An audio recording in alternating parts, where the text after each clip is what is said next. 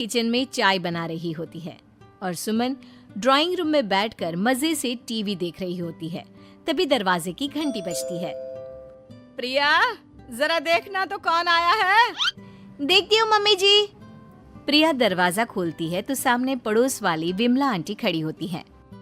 नमस्ते आंटी जी, कैसी हैं आप? मैं तो बिल्कुल ठीक हूँ बेटा, पर तेरी सास को क्या हुआ है? आजकल कहीं दिखती ही नहीं है।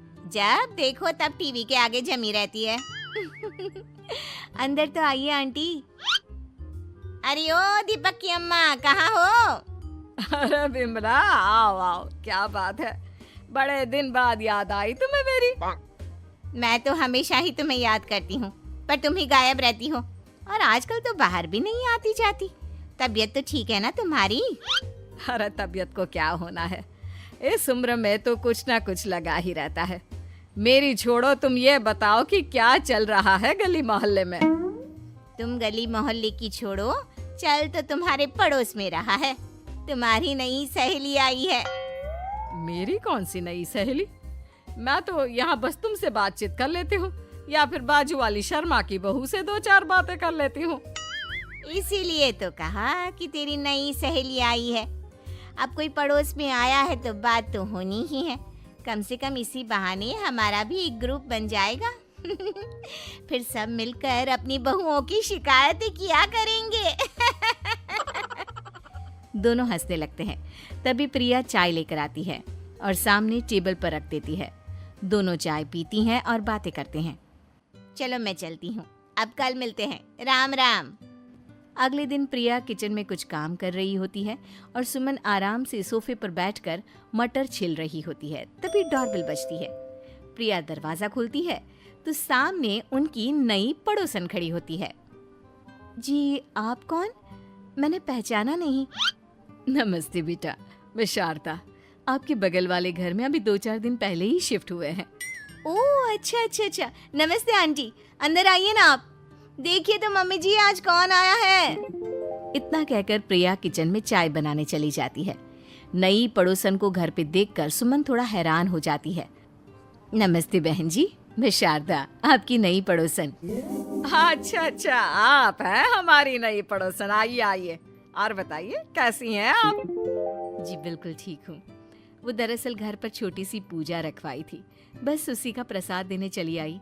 सोचा इसी बहाने नए पड़ोसियों से भी मुलाकात हो जाएगी। ये तो बहुत अच्छा सोचा आपने। सुमन प्रिया को आवाज लगाती है। अरे ओ बहू, जरा चाय पानी का तो आके पूछ लो। ये आजकल की बहुएं भी ना, जब तक बोलो नहीं तब तक कुछ नहीं करेंगी। आई मम्मी जी। प्रिया चाय लेकर आती है। दोनों बैठकर चाय पीती हैं और खूब सारी बातें करती हैं। अच्छा बहन जी, अब मैं चलती हूँ, फिर मिलते हैं। अब तो आना जाना लगा ही रहेगा। शारदा के जाने के बाद प्रिया किचन से बाहर आती है। क्या बात है मम्मी जी, आप दोनों को देखकर तो लगा ही नहीं कि पहली बार मिल रही हो। आप दोनों तो बिल्कुल बिछड़ी हुई सहेलियों की तरह बातें कर रही थी। अरे जब दो औरतें मिल जाती है ना, तो बातें अपने आप ही निकल आती है। अब तू अपने काम पर ध्यान दे, बातों पे नहीं। ऐसे ही कुछ दिन बीत जाते हैं। अब सुमन और शारदा अच्छी सहेलियां बन गई होती हैं। दोनों एक साथ मंदिर जाती, मार्केट जाती और कभी कभी तो विमला भी इनके साथ मिलकर खूब हंसी ठिठोली करती। एक शाम तीनों बैठकर सुमन के घर पर चाय पी रही होती हैं कि तभी बहुत तेज बारिश शुरू हो जाती है। सुमन जोर से प्रिया को आवाज लगाती है। प्रिया, ओ प्रिया, देख कितनी तेज बारिश हो रही है। जाके छत से सारे कपड़े ले आ, नहीं तो सब भीग जाएंगे। सुमन 2 बार आवाज लगाती है लेकिन प्रिया का कोई जवाब नहीं आता। शायद प्रिया कुछ काम कर रही है, इसीलिए कुछ जवाब नहीं दे रही। अरे काहे का काम, आराम फरमा रही होगी महारानी। तभी प्रिया बीमार हालत में अपने कमरे से बाहर निकलती है। हाँ मम्मी जी, क्या हुआ? मेरी तबीयत थोड़ी ठीक नहीं है ना, इसलिए आग लग गई। अरे सारे कपड़े भीग गए और तुझे सोने से फुर्सत नहीं है। सबके सामने सुमन के मुंह से ऐसी बातें सुनकर प्रिया उदास हो जाती है और छत से कपड़े उतारने चली जाती है। सुमन, ये क्या बात हुई? प्रिया ने बताया ना कि उसकी तबीयत ठीक नहीं, इसलिए उसकी आंख लग गई। तुम भी ना खामखा उसे सबके सामने सुना दिया।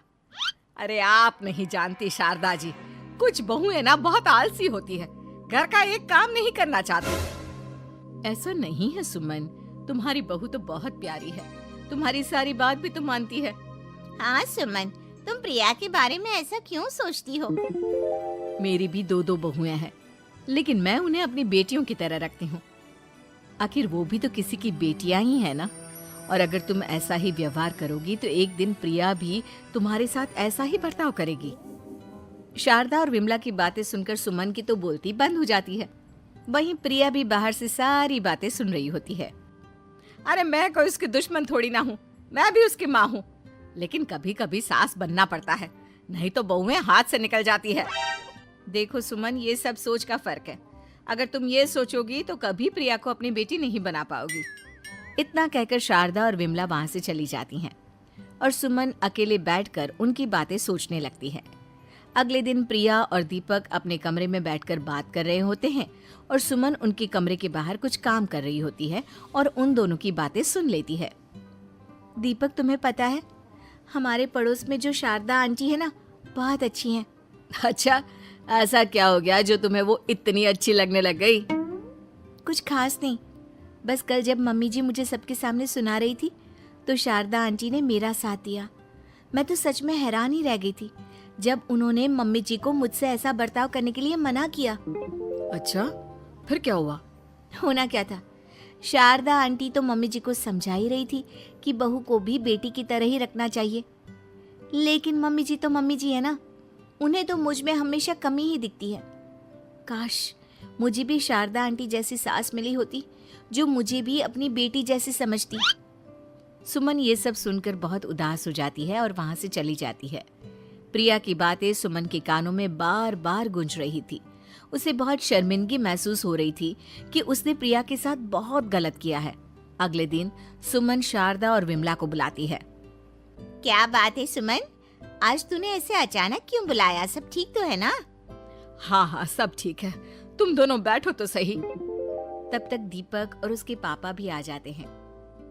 प्रिया, तुम भी आ जाओ। क्या हुआ मम्मी जी, आपने बुलाया? हाँ प्रिया बेटा, मैं आज सबके सामने तुमसे माफी मांगना चाहती हूँ। मैंने आज तक तुम्हारे साथ बहुत बुरा व्यवहार किया है, लेकिन तुमने कभी भी मेरे साथ बुरा बर्ताव नहीं किया। मुझे अपनी गलती का एहसास हो गया है, हो सके तो मुझे माफ कर देना। प्रिया अपनी सास की बातें सुनकर हैरान हो जाती है। उसकी आंखों में आंसू आ जाते हैं।